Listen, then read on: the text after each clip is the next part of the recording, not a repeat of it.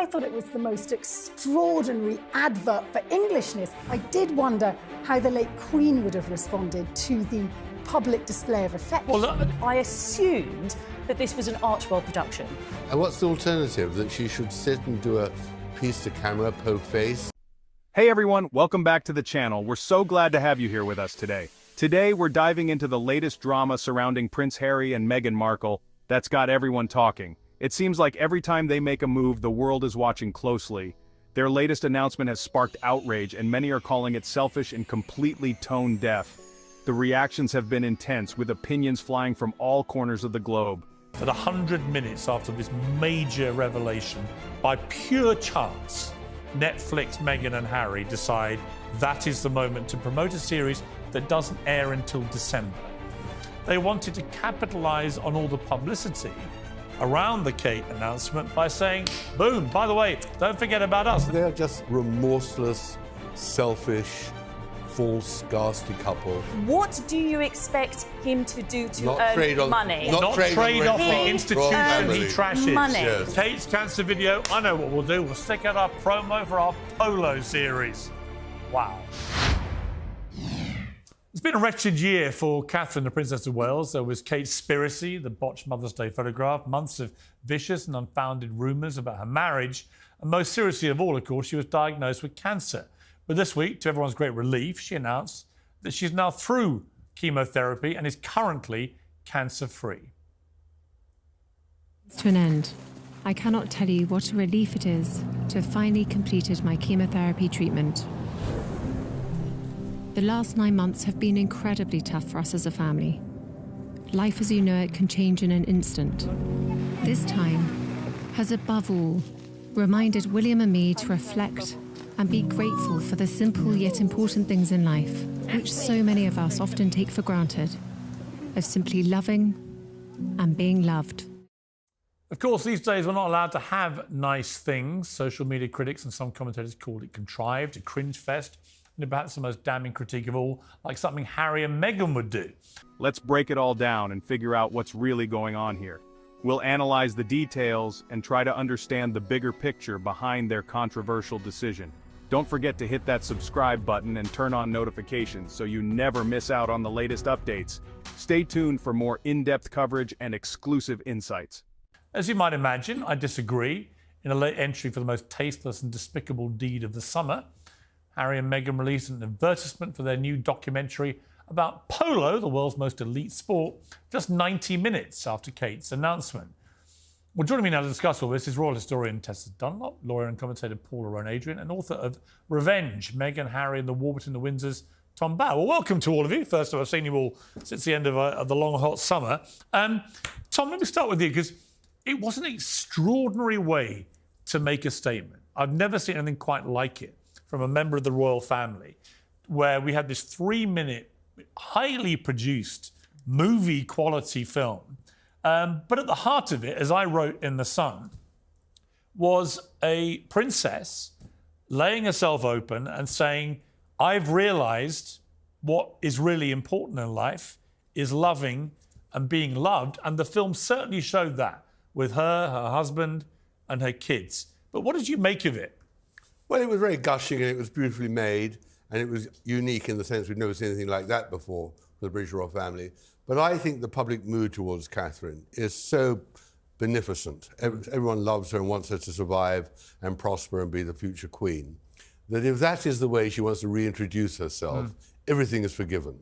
And I thought there was nothing nasty about it, there was nothing over the top, it was just, this is how I want to be known. And that's fine. I thought, therefore, I liked it, and everything Catherine does, in my view, is okay. I found it very moving, but only because I think she's a young woman in her early 40s who's, we don't know what cancer it is, but it must have been serious, whatever this is, because it's taken her out of action now for most of the year. She hasn't given any commitment to do any more engagements this year. She may or may not, she says.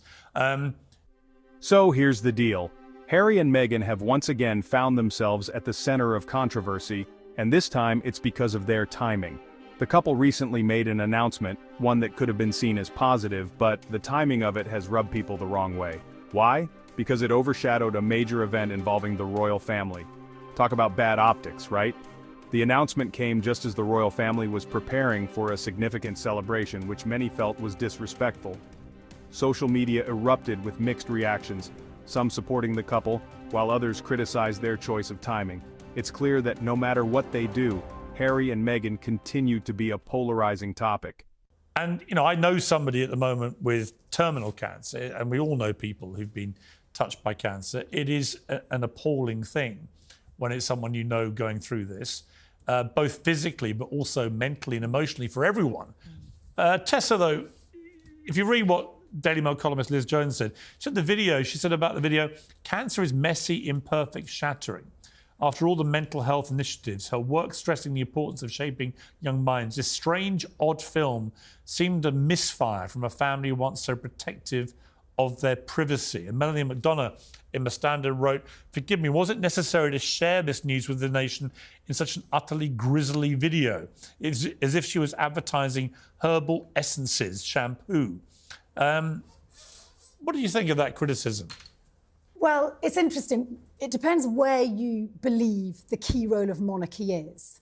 And given that they are the future, the touchstone, if you like, and all eyes are on her internationally as well, I thought it was the most extraordinary advert for Englishness. It was a golden summer that I didn't experience. I mean, you went overseas. Well, I did. I was in Italy and France. Those of us hunkered down in Britain. So on the one hand, it was a brilliant advert for the nation. So well done, Kay. I'm sure the English Tourist Board are currently raking it in.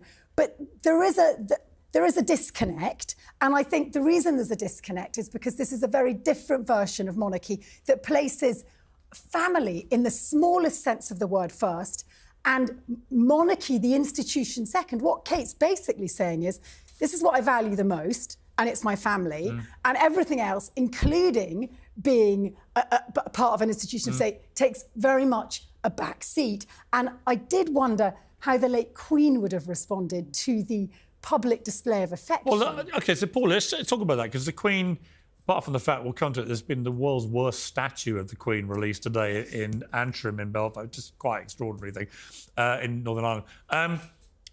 Let's park that horror story to one side. Naturally, the public has been vocal about this. From Twitter to Instagram, people are calling them selfish and accusing them of deliberately stealing the spotlight. One person even said, it's as if they planned this announcement to clash with the royal family's big moment. Ouch. People have said the Queen would never have done it. Interestingly, towards the end of her life, the Queen started doing some stuff, the Paddington Bear film, the Daniel Craig thing, things we would never have expected her to ever deign to do. She was beginning to relax herself in terms of the kind of content she was prepared to put out, recognising that in this kind of Instagram-friendly world we now live in, if you want to get to the eyeballs you want to get to preserve the monarchy, you maybe got to get in this game a bit. Yes, but if the point of this video was to control the narrative, which is what we hear a lot about, don't we? I have to say I'm confused, because when I watched the video, I was befuddled. I couldn't understand the words I was hearing with then what I was seeing. What I was seeing was, as you said yourself, Piers, something that was very well produced, very slick, very polished. And it was almost like a show, because on the one hand, we had George going up to the camera in his cute, cheeky way and saying, is this rolling? Well, we know it's rolling, and we know that you've got 6 cameramen standing behind you, etc. And on top of that, honest to God, when I finished watching it, I wanted to know who the producer was, because I assumed that this was an Archwell production, because this looked like a Harry and Meghan. It was that bad, you mean? Well, I'm not suggesting that that's why you might think it was bad. I'm saying that it was very glossy, very California, very let's run barefoot in the sand. And that, to me, didn't represent what the message I understood someone posted to get on X, as Liz Jones reported, this isn't what cancer looks like. Other sufferers will feel, well, I'm doing it all wrong. Others commented, why are the wardrobe changes, the soft music, the slow motion? Yeah. It was intended to show they're a happy family, but you have to try this hard, ... Hang on, for 1 minute. Let's just cut the woman some slack. Let's talk about why timing is everything, especially for public figures like Harry and Meghan. When you're in the spotlight, every move is scrutinized. Announcements like this aren't just about what you're saying, they're about when you're saying it. And for a couple that's already distanced themselves from the royal family, you'd think they'd be more careful, right? We were like braying animals at the bars when she released a homespun photograph with a little bit of tweaking here and there. Yeah. So can you blame her for going all out schmaltz and taking a leaf out of the Oh So Californian book? To be fair, I totally understand why this was choreographed to within 1 inch of its life. It's what we asked for. But then compare it with the video that we had at the end of March, forgive me if I'm incorrect about that date, when Kate had to, sadly, she was forced, she was pushed into telling us that very personal detail about her cancer journey. Again, that was soft focus, daffodils waving. But it was her. In this video, Piers, I didn't see Catherine. What I saw was something that felt like an actress using the words of Catherine. And that I thought was very interesting because, as I said, I wondered whether this was about having some kind of polished, controlling the narrative exercise rather than Catherine being able to say, everyone, I've made it through this very difficult hurdle and I'm on to the next stage. I would also question some of the wording that was used. For example, I'm here holding your hand, other cancer sufferers.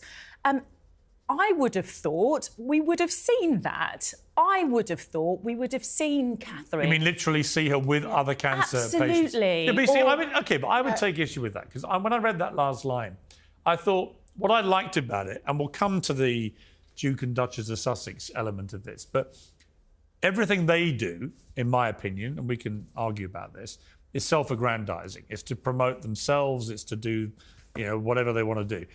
All the charity work. This was work with Invictus. This was a princess laying herself bare and saying, "I understand that there are a lot of people out there with cancer, and I just want you to know that I'm metaphorically here with you." So what does this mean for Harry and Meghan's public image? Let's be real. They've been working hard to carve out their own path, separate from the royal family. But incidents like this only add fuel to the fire for their critics. It's one thing to want independence, it's another to constantly stir up controversy. That's why I'm doing this. I want to shine a light on cancer and everything else. I thought that was powerful. Isn't that actually the duty and role of the monarchy? Is that the senior players do, even though we know they live in palaces, we know they have servants, we know they have all the trinkets, ultimately they put a kind of metaphorical arm around and say, we're with you. They're like the country's comfort blanket. I totally agree. And that was the issue. That was the juxtaposition for me, because I was hearing these words and I was confused as to, OK, I mean, I've got family members who have thankfully survived their cancer journeys. It didn't look anything like that. And that's not to say that Catherine's journey needs to look like my family member's journey or anybody else's Tom, let me bring in Tom. Is that a fair... No, because you don't know what the journey was like. I mean, I'm accepting what that. What we're seeing is the end of the journey, so to speak. And, she wanted to reintroduce herself to the public. I thought it was very, very wonderful to see the happy family. I think they have to appeal to the youth of Britain, who are not natural monarchists. They wanted to show that they were a happy family again. And what's the alternative? That she should sit and do a piece to camera, po-faced? I mean, how should she? Well, to not pander. But what about I have seen the criticism that if she talked about holding the hands of everyone who's got cancer, maybe having some footage of her actually with other people. Do that another time. She clearly hasn't got over it. She's got through the chemotherapy. There's a lot more to go. It'll be 5 years before any doctor says you're out of remission. Exactly. Yeah. All she wanted to do was say, I'm back. Last time she did it with the photo, she was criticised. She's criticised whatever she does. That's the terrible thing about this discussion. She can't get it right for some people. But actually... For me, she can only get it right because she is the future of the monarchy. And if that is the way she is advised to reintroduce herself, if that is the way in which, in this beautiful film, schmucky but lovely, that is the way to... Funny enough, I think it was all from her.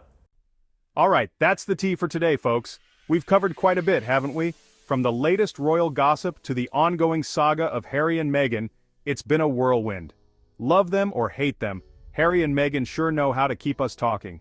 Their every move is scrutinized, and their every word makes headlines. Their latest announcement has certainly struck a nerve, and only time will tell how it all plays out.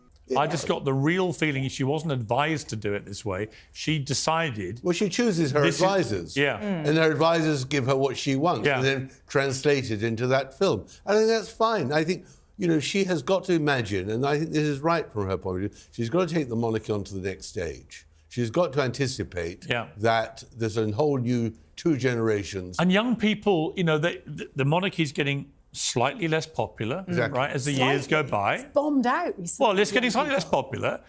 They are the big stars of this royal family. All the polls show that William and Kate are the top 2 most popular by a mile in this country, and that, you know, the bottom 3, Prince Andrew, Harry, Meghan.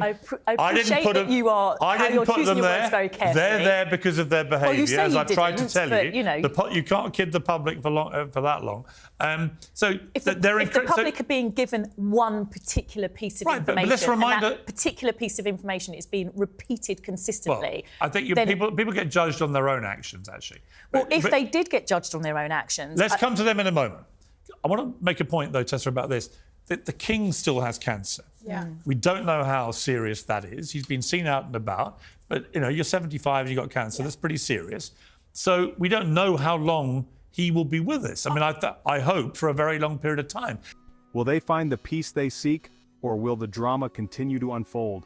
But one thing's for sure, it's never a dull moment with this duo. Whether they're making public appearances or sharing personal stories, they always keep us on our toes. If you enjoyed this breakdown, don't forget to give this video a thumbs up and click that subscribe button. Your support means the world to us and helps us bring you more content. Join the conversation in the comments. Do you think this was just bad timing, or is there more to the story? We'd love to hear your thoughts and theories. I'll catch you in the next one. Until then, take care. Stay tuned for more updates and insights on all things royal.